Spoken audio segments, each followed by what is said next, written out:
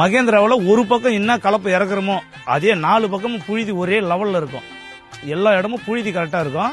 நமக்கு வந்து தொல்லை இல்லாமல் ஓட்டிட்டு எந்த ப்ராப்ளம் இல்லாமல் வரலாம். அந்தளவுக்கு அடிக்கடி எதுவும் வேலைலாம் வைக்காது, நல்லா போகும் வண்டி.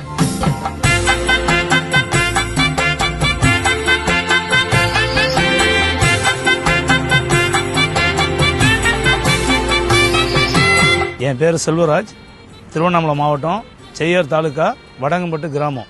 Mahindra 585 Yuvo tech plus 4 wheel moving புதுசாக இந்த வண்டி எடுத்தேன். இதுக்கு முன்னாடி என்கிட்ட 2 மகேந்திரா இருக்குது. 585 வந்து மூவிங் 4 வீல் மூவிங்கில் வந்து எந்த எது இருந்தாலும் நல்லா ஓட்டுறதுக்கு சௌகரியமாக இருக்குது.